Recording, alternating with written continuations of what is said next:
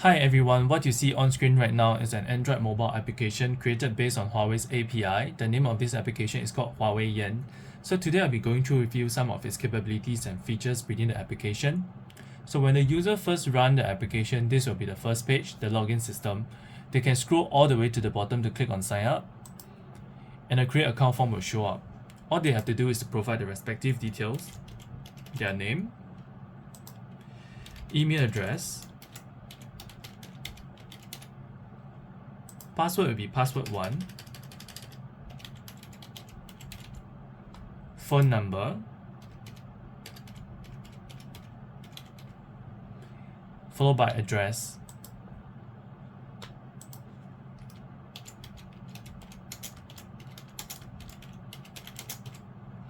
and finally they can click on register to submit the form. So the system will capture and summarize all the submitted information to confirm with the user again. And the first sentence here is a greeting from the application. Welcome Chloe, are all your details correct? So if everything is right, just click on yes.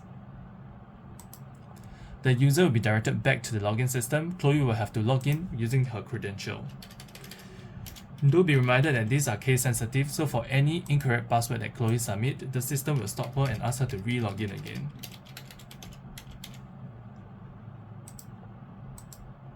Here's the error message.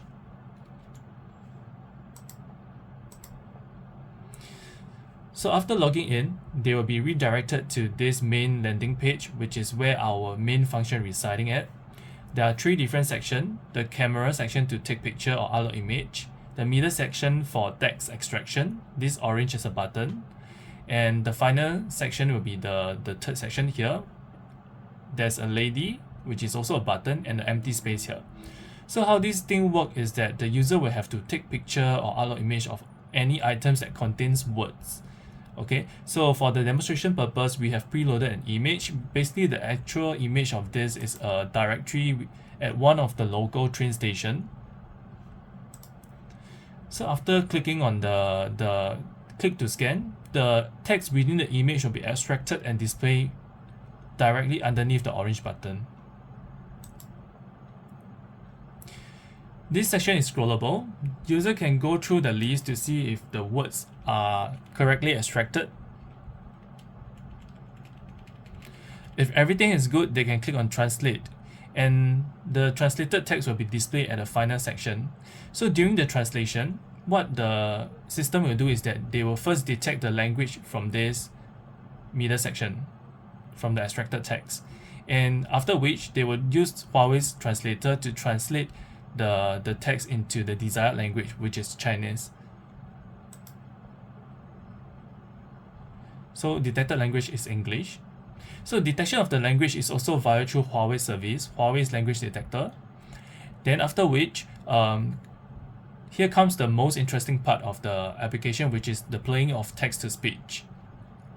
So just now, when we run the text translator and language detector, we actually call service from Huawei's developer account, Huawei's API. So how do we verify that? We can come to the IDE, the console, and you can see from the services that are being triggered, we actually call directly from com.huawei, and the package name is actually HMS framework. So later on, when I click on the text to speech, this will constantly trigger response. So for each individual line over here, the system will actually call for service, Huawei services, and then the response will be fetched within this IDE console.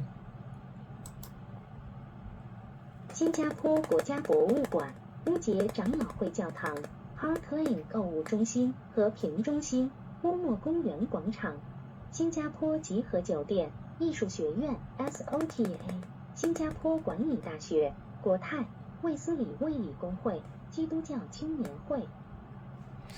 So looking at the console, we can tell that these are the services that have been used: machine learning text to speech, MLTTS engine, as well as the audio player, TTS audio player. So moving back to the application, we will not restrict the application to only visually impaired personnel, because the application can be used by tourists from other countries as well. When they arrive in Singapore, they find themselves not very familiar with the local languages, the 4 language, Malay, English, Chinese, and Hindu, they can make use of the app to communicate with the local, to order their food at a restaurant or if not cafe. Okay, so how do they do that? They can actually make use of the section here, the middle section,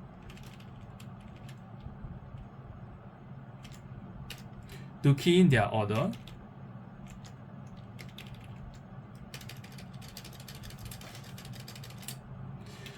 Bolehkah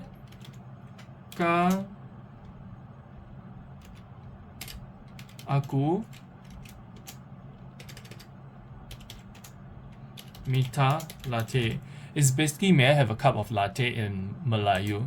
So they can make use of this section to key in their order in their native language, then translate into the desired language and play at the counter when they want to order their food or drinks.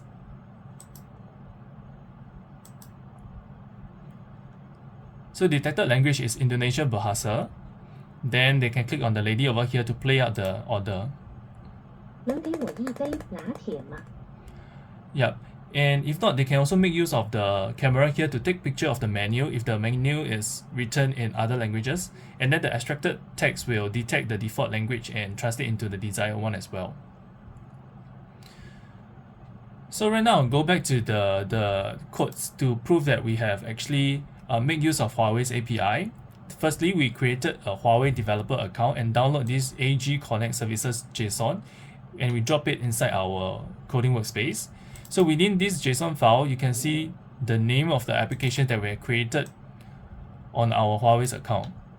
And we obtain the API here. So this API, we actually drop it inside our main script, which is here. And the third entry point will be the access token. How we obtain this access token is that we make use of Postman to submit a post request to this URL, passing in values like client ID and client secret. These two variables can be located within our Huawei's developer account that we created with Huawei. And then after we submit via through Postman, we will be able to obtain our access token. And we can just copy and paste this access token and drop it back inside our script. Yep, so with that, I will end my demonstration. Thank you.